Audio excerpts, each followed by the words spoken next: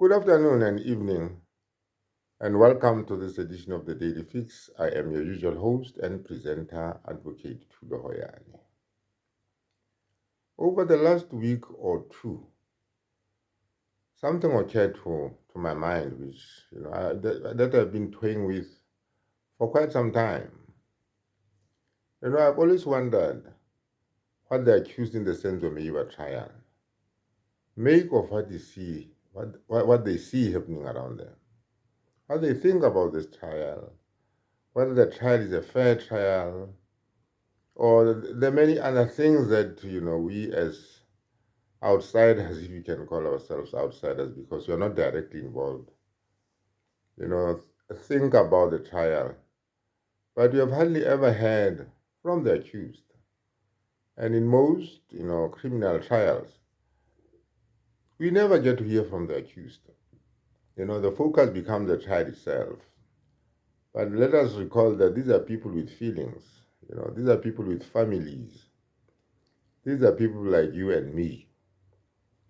So as I pondered this, and like I've interacted with, friends and family of the accused persons, I think for close on to a year now, it occurred to me to try and find out from them, because I cannot directly access the accused persons myself.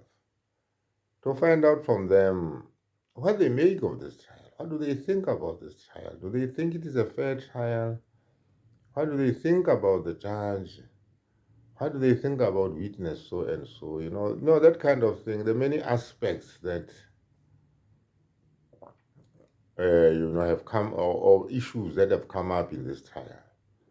And I thought that would be a very interesting, insight or perspective into what is going on in this trial. Because I suppose those who are relatives and friends have got access to them and they interact with them, and this is how the information came into my possession. And there's nothing wrong with me having that kind of information, because this trial, after all, is about the accused. We are talking about justice here, but at the end of the day, we are talking about real people, with families, with feelings, just like the rest of us. So I talked to two people over the weekend, a lady and a gentleman. Well, for obvious reasons, they don't want to have their names, splashed all over the Daily Fix.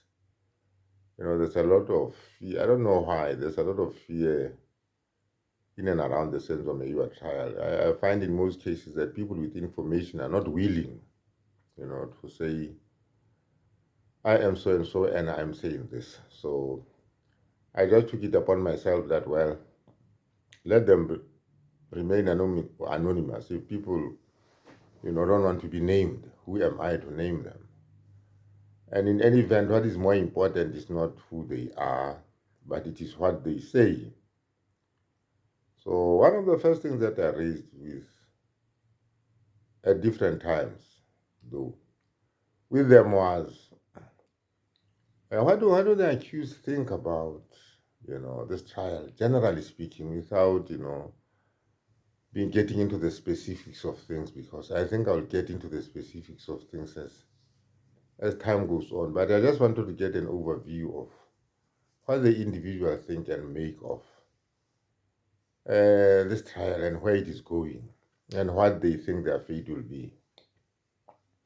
The most shocking disclosure that I got from these friends and relatives is that the accused are resigned to their fate.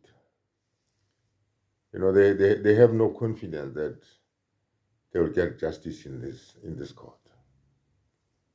They really feel that their fate has already been sealed, and they raise a lot of issues to indicate why they think that their fate is already sealed.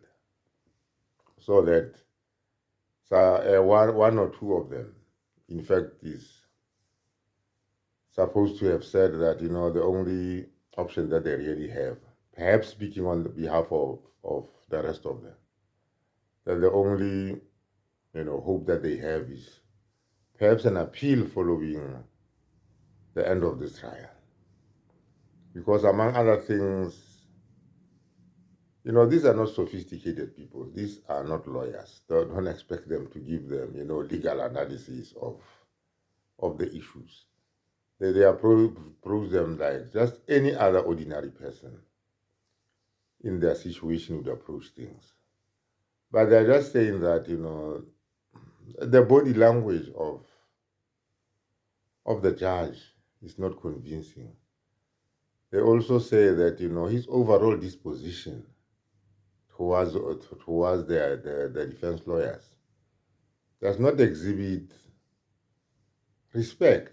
He does not care much about what they say, so that they feel that under those circumstances, their defense is really in trouble, to put it bluntly, because the judge, in their own view, seems, not to take their defense, their lawyers seriously. So it was a very, startling disclosure.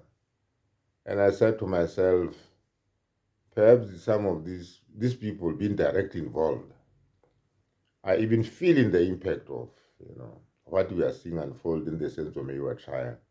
Like most of us, because most of us, are involved from a distance. But these are men who are actually incarcerated in jail without bail and so on, and who have been, languishing in jail for quite a long time, because you'll recall that the arrests occurred in 2020, so they have at least been in jail now for 5 years, and that is pre-sentencing detention. That is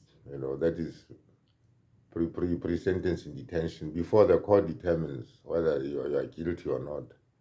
There you are, you've already spent 5 years, behind bars. One of the things that they raised was that, hey, it was very unfortunate that this trial had to restart again, because nobody even thought about the fact that, they were in prison and, without bail for those who are eligible to bail, because you recall that there are those who are serving sentences already. So when the decision was made to remove Judge Chifua Maumela, for the reasons that I've always articulated on this platform, that, he had allocated the matter to himself and so on, they seem to look at the consequences of that action. They say the consequences of that action were very dire for them, because the trial then had to start afresh and causing more and more delays. But I got a sense that there's also, an eagerness to see the trial disposed of, in spite of their, apprehensions about the fairness of the whole process. So this is the first of a series, I think, that I'll be running, which I will entitle Conversations with the Accused, to try and find out from another perspective, different from, the usual perspectives of analysts, people like me, people like you, who will make one comment or another about the whole process. Let us, sometimes give ourselves an opportunity to hear from the people who are involved directly and whose lives are at stake. Having said that, let me thank you for watching this video, and have a nice afternoon and evening. Thank you.